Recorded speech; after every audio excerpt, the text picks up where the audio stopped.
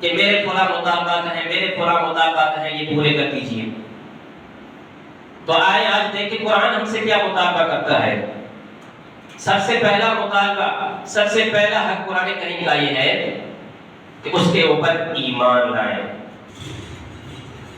اس میں تو ہم مسلمان برابر کے شریک ہیں کہ الحمدللہ ہم سب کا ایمان ہے قرآن کے اوپر، قرآن کے اوپر ہمارا ایمان ہے۔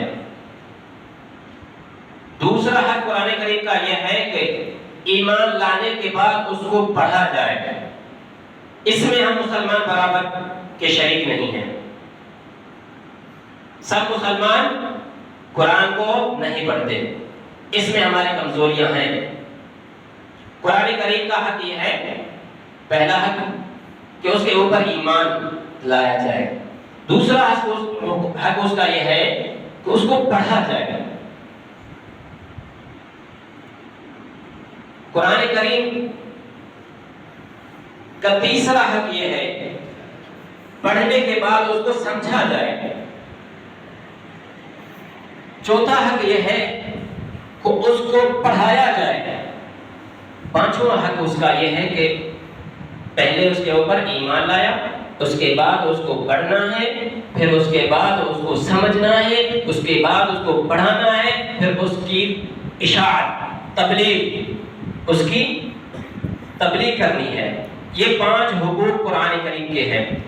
آج ہم دیکھتے ہیں، اس پر غور کریں کہ کیا واقعی ہم نے قرآن کریم کے جو 4-5 یہ حقوق ہیں، جو مطالبات ہیں، ان کو پورا کیا مسلمانوں نے؟ نہیں کرتے ہم لوگ۔ ویسے ہم تو اپنے مطالبات اور حقوق کے پیچھے لگے ہوئے کہ میرے ساتھ ظلم ہوا، میرے ساتھ ظلم ہوا، مجھے اپنا حق دیا جائے، ہمیں ہمارے مطالبات پورے کیے جائیں، ہمارے قرارداد پاس کر لیجیے۔ لیکن قرآن کے جو حقوق ہیں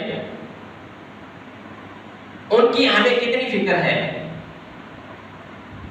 ہم نے قرآن کو کتنا پڑھا؟ دنیا کے اندر جتنی کتابیں نازل ہوئی وہ پڑھی نہیں جاتی تھی، باقاعدہ ان کی تلاوت نہیں کی جاتی تھی۔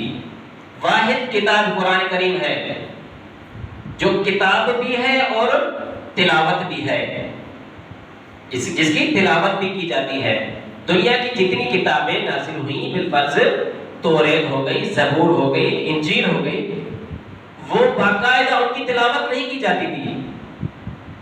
ان کی حیثیت ایسی تھی جیسا کہ آج کل لا کی کتابیں ہیں، وکلا کے دفتروں میں، الماریوں میں کتابیں رکھی ہوئی ہوتی ہیں، لا کی، قانون کی کتابیں رکھی ہوئی ہیں۔ ان کو وقتاً فوقتاً کبھی کسی مسئلے کے لیے ان کو الماریوں سے نکال کر وہ مسئلہ حل کرنے کے لیے اس کو دیکھ کر پھر واپس اس کو الماری کے اندر رکھ دیا جاتا ہے۔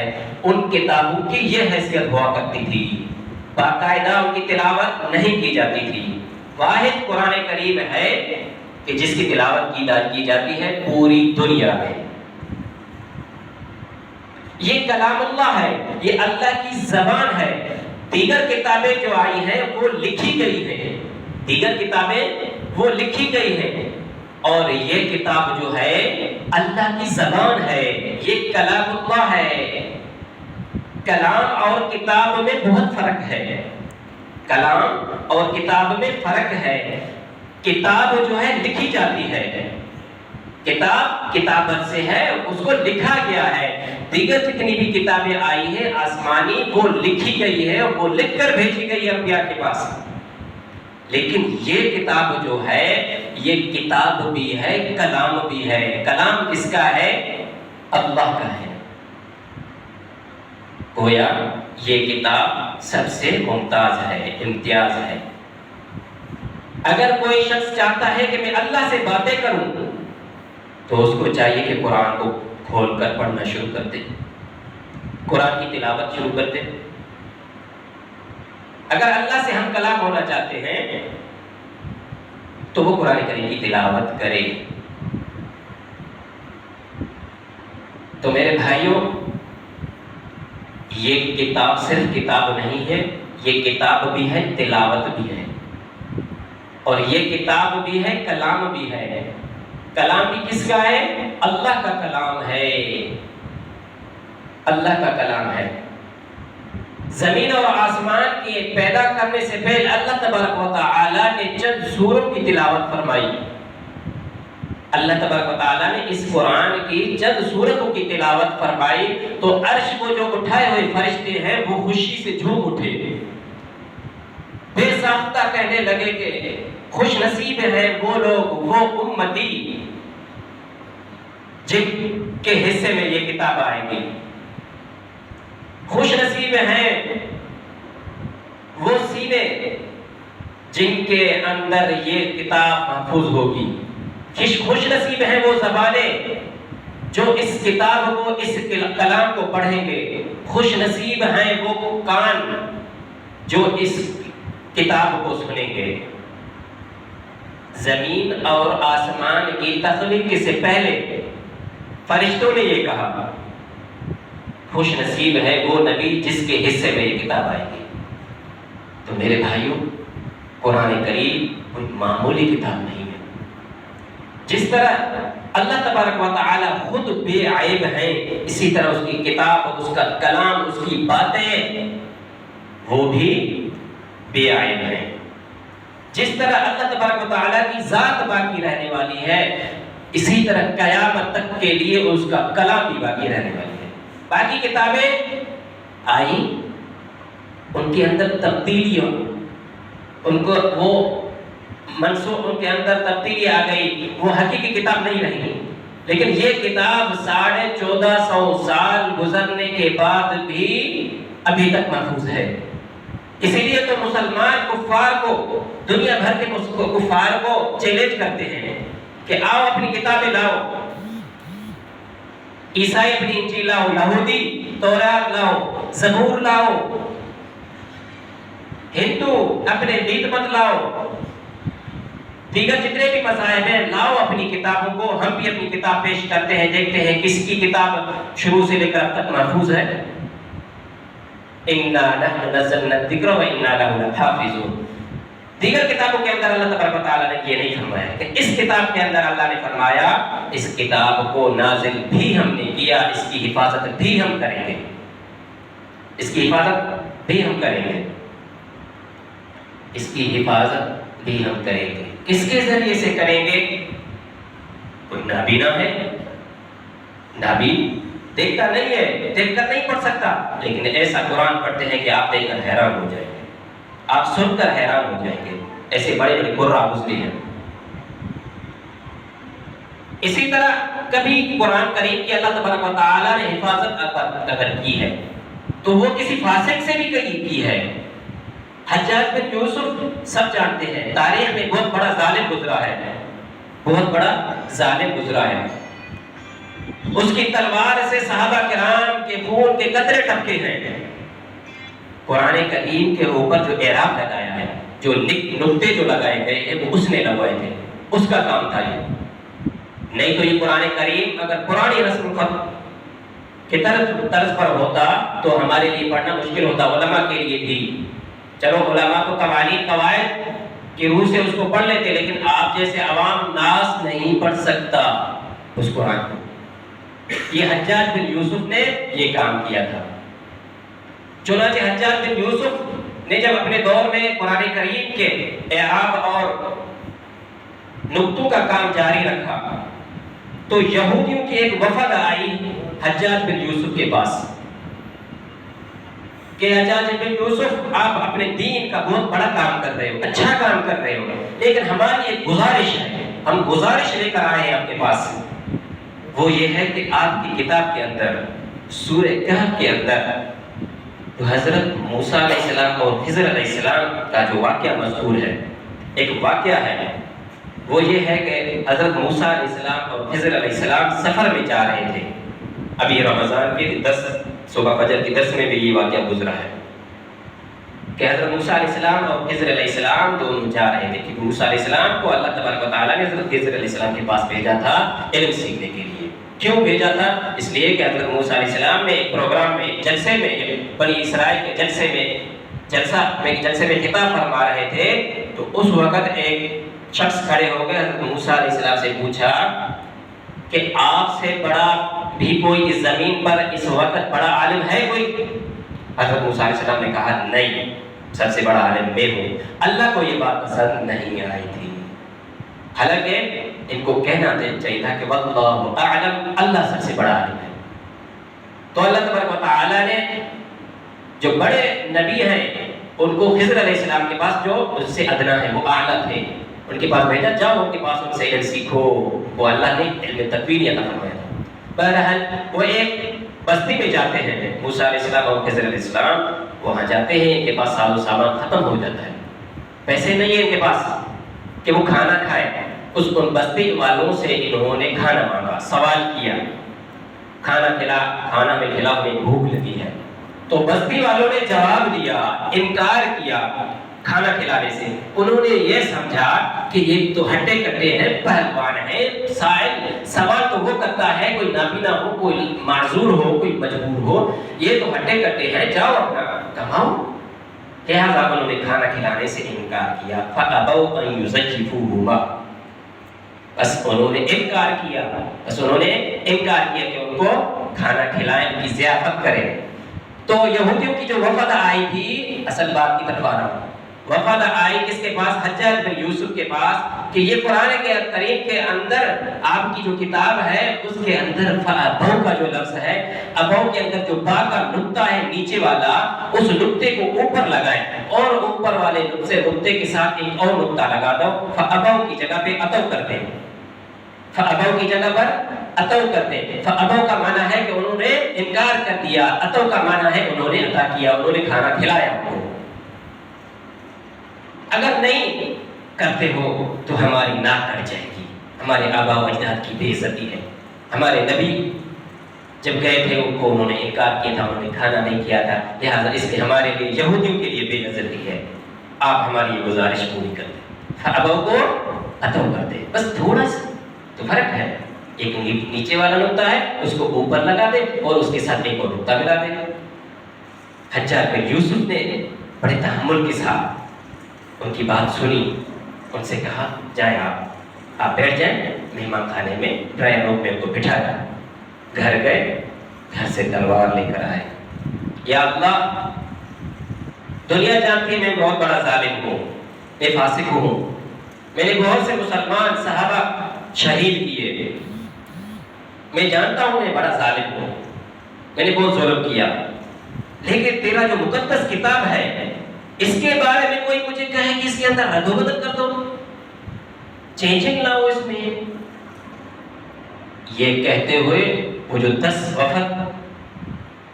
لوگوں کی جو وفد آئی تھی، یہودیوں کے عالم جو آئے تھے، ان کو سب میں کھڑا کر کے سب کو تلوار سے ان کی گردنیں اڑا دی کہ یہ میں کام کروں، اللہ کی کلام میں تبدیلی لاؤں۔ تو یہاں دیکھیں اللہ تبارک و تعالیٰ نے فاسق سے بھی قرآن کی حفاظت کا کام لیا یا نہیں لیا؟ اِنَّا نَحْنُ نَزَّلْنَا الذِّكْرَ وَإِنَّا لَهُ لَحَافِظُونَ۔ آج تک دنیا نے کوششیں کی ہیں کہ اس قرآن کے اندر تبدیلی لائے، اس قرآن کے اندر ترمیم کرے، وہ خود مٹ گئے، خود تبدیل ہو گئے، ان کا دین ایمان ان کا ختم ہو گیا، ان کا کلمہ چینج ہو گیا، ان کی اذان میں چینجنگ آ گئی، لیکن اللہ کا کلام جیسے تھا ویسے ہی رہے گا۔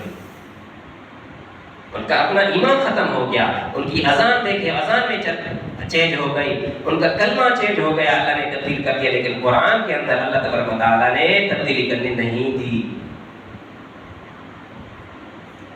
میرے بھائیوں، یہ قرآن ایسی کتاب ہے، لا ریب اس میں کوئی شکوک شبہات نہیں چھوڑے اللہ تبارک و تعالیٰ۔ ایسا قرآن ہے کہ چھوٹا بچہ بھی اس کو یاد کر سکتا ہے، 5 سال 6 سال 7 سال کا بچہ ہے، اس کے سینے میں بھی اللہ تبارک و تعالیٰ نے محفوظ کر رکھا ہوا ہے۔ کہیں نابینا نے قرآن کو یاد کیا ہوا ہے، کہیں کسی غریب نے، امیر کے بچے نے بھی یاد کیا ہوا ہے، غریب کے بچے نے بھی یاد کیا ہوا ہے۔ تو میرے بھائیوں، قرآن کریم جس پر نازل ہوا حضور صلی اللہ علیہ وسلم، تو حضور صلی اللہ علیہ وسلم نے ایک مرتبہ عبداللہ بن مسعود سے فرمایا کہ عبداللہ بن مسعود مجھے قرآن سناؤ۔ عبداللہ بن مسعود رضی اللہ تعالیٰ عنہ کہنے لگے یا رسول اللہ، آپ کے اوپر قرآن اترا ہے، میں کیسے آپ کو پڑھ کر سناؤں؟ آپ صلی اللہ علیہ وسلم نے فرمایا قرآن مجھے پڑھ کر سناؤ۔ مجھے خوشی ہوتی ہے، میرا دل خوش ہوتا ہے۔ تو آپ صلی اللہ علیہ وسلم نے ایسا قرآن ان کو پڑھایا، ایسا قرآن ان کو پڑھایا کہ صحابہ ان کے قرآن پڑھتے تھے، آپ صلی اللہ علیہ وسلم خوش ہوتے تھے۔ یہ قرآن ایسی چیز ہے۔ زمین دیکھیں، زمین کے اوپر بارش ہوتی ہے، بارش کہاں سے ہوتی ہے؟ آسمان سے۔ اسی طرح یہ قرآن کہاں سے اترا ہے؟ آسمان سے اترا ہے۔ جس طرح زمین کے اوپر بارش ہوتی ہے، زمین کے بھی دو قسمیں ہوتی ہیں، ایک زمین زرخیز ہوتی ہے، ایک زمین بنجر ہوتی ہے، کلراٹھی زمین ہوتی ہے۔ کلراٹھی زمین کے اوپر جتنی بھی بارش برسے وہ سبزہ نہیں اگاتی، لیکن جو سرسبز زرخیز زمین ہوتی ہے اس کے اوپر بارش جب برستی ہے تو وہ فصل اور پھول اگاتی ہے۔ اسی طرح یہ قرآن کریم کی بارش جب ہوئی، ابو جہل کی دل پر بھی، ابو لہب کے دل پر بھی، اسی طرح دیگر کفار کے دل پر بھی بارش ہوئی، ان کی زمین پر بارش ہوئی، لیکن ان کی جو زمین جو تھی، دل تھی، وہ بنجر ہو چکی تھی۔ اس لیے قرآن نے ان کی زمین میں پھول نہیں جو نہ اگایا۔ ابو بکر کے دل پر، ابو بکر کی زمین پر بارش ہوتی ہے قرآن کریم کی، وہ تاجر ہیں، صدیق بن گئے، قرآن کی بارش سے صدیق بن گئے۔ اسی طرح حضرت عمر رضی اللہ تعالیٰ عنہ حضور صلی اللہ علیہ وسلم کے قتل کرنے کے در پہ تھے۔ جب قرآن کی بارش ان کی بہن کے گھر میں قرآن جب سنا تھا تو قرآن کی جب بارش ان کے اوپر برسی تو وہ عادل بن گئے۔ چھوٹا بچہ ہے 6 سال کا، کھیل کود کا زمانہ ہے، قرآن جب ان کے اوپر برسا تو حیدر کرار بنا دیا۔ عثمان مالدار ہیں، جب قرآن کی بارش ان کی زمین پر، ان کے دل پر پڑی تو ذنورے بن گئے۔ کسی کو سید الشہداء بنا دیا، کسی کو غسیل الملائکہ بنا دیا، کسی کو ایسا بنایا کہ چلتے تو زمین پر ہیں لیکن ان کی قدموں کی آہٹ جو ہے وہ جنت میں سنائی دے رہی ہے۔ یہ کس کی بارش؟ قرآن کی بارش۔ کیونکہ ان کی زمین جو تھی، ان کا قلب جو تھا وہ زرخیز تھا، اور جن کی زمین، جن کا قلب بنجر ہو چکا تھا، اللہ نے ان کو قرآن کی بارش سے فائدہ نہیں دیا۔ تو میرے بھائیوں عزیزوں، ہم خوش نصیب ہیں کہ اللہ تبارک و تعالی نے ہمیں اس امت میں پیدا کیا، ہمیں اس امت میں پیدا کیا جن کے بارے میں، جن کے لیے آپ صلی اللہ علیہ وسلم جب معراج پر گئے تھے تو انبیاء نے، حضرت ابراہیم علیہ السلام نے سلام پیش کیے تھے۔ حضور صلی اللہ علیہ وسلم سے کہا کہ اپنی امت کو جا کر کے میری طرف سے سلام کہنا۔ ہم وہ امتی ہیں، تو ذرا ہم اپنے اوپر غور تو کریں کہ ہم نے اپنے آپ کو کتنا پہچانا ہے، ہماری قیمت کتنی ہے، ہم نے اپنے آپ کو کہاں رکھا ہوا ہے۔ ہم تو شیشوں میں رکھنے کے، جس طرح شیشے میں کوئی قیمتی چیز رکھی جاتی ہے وہاں رکھنے کے قابل ہیں، لیکن ہم نے اپنے آپ کو ایسا کر دیا کہ جیسے کوئی چیز پھینکی جاتی ہے جس کی کوئی قیمت نہیں ہوتی، ہم نے اپنی حیثیت یہاں تک پہنچائی۔ قرآن کو ہم مانتے ہیں لیکن جھوٹ بھی بولتے ہیں، قرآن کو ہم مانتے ہیں لیکن زنا بھی کرتے ہیں، قرآن کو ہم مانتے ہیں لیکن رشوت بھی لیتے ہیں، قرآن کو ہم مانتے ہیں لیکن سود بھی لے رہے ہوتے ہیں، قرآن کو ہم مانتے ہیں لیکن پھر بھی یہودیوں کی ایجنٹ بنے ہوئے ہیں مسلمانوں کے ملک میں۔ قرآن کو ہم نے الماریوں میں رکھ دیا، بس اچھے خوبصورت کپڑوں میں، اچھی خوبصورت الماریوں میں رکھ دیا۔ کہیں عدالت میں دیکھیں، عدالت میں جائیں، قاضی مسلمان ہے، مدعی مسلمان ہے، مدعا علیہ مسلمان ہے، وکیل بھی مسلمان ہے، قرآن وہاں رکھا ہوا ہے، لیکن فیصلہ قرآن کے الٹ انگریزوں کے طریقے پر۔ ابھی حال ہی میں ہمارے گھر کا مسئلہ تھا، کوئی تکرار رشتہ داروں کے ساتھ چل رہا تھا ہمارا، وہاں پر فیصلہ رکھا گیا وڈیرے کے پاس، چودھری کے پاس، عجیب بات یہ ہے کہ ہمارے وڈیرے اور ہمارے چودھری فیصلے کرنے والے ہیں، ہماری قسمتیں وہی ہے جو پہلے جوانی میں انہوں نے چوریاں کی، پھر ڈکیتیاں کی انہوں نے، پھر انہوں نے بدماشیاں کی، حقیقت ہے۔ پھر جب ان کا نام مشہور ہو گیا تو پھر وہ لوگوں کے فیصلے کرنے لگے، پھر انہوں نے ڈکیتیاں چھوڑ دی، چوریاں چھوڑ دی، پھر لوگوں کے فیصلے کرنے لگے، اور فیصلے بھی ایسے کرنے لگے، شراب بھی کراتے ہیں۔ چنانچہ ہماری طرف سے میرے گھر والوں نے مجھے آگے کیا کہ بھائی آپ دلائل پیش کریں گے۔ میں نے جب ان کو پہلے قاضی کی فضیلت بیان کی، پھر گواہوں کی فضیلت بیان کی، مدعا علیہ، اسی طرح جو جھوٹ بولے گا اس کے بارے میں وعیدیں میں نے سنائی، جو گواہی کو چھپائے گا ان کے بارے میں وعیدیں میں نے سنائی، سب سنائے، دلائل سنائی۔ وہ جو قابض تھا، جو جائیداد کے اوپر قبضہ کر بیٹھا تھا، وہ منہ بولا بیٹا تھا، منہ بولا بیٹا تھا، جس کی کوئی میراث نہیں ہوتی ہے، منہ بولا باپ کے میراث میں ہے، لیکن اس نے اپنے حقیقی والد کو جگہ کو پہ چھوڑ کر اس نے کسی غیر کو اپنی شناخت کارڈ میں اس کا نام لکھوا کر، بیٹا لکھوا کر جب جائیداد کے اوپر قابض ہو بیٹھا۔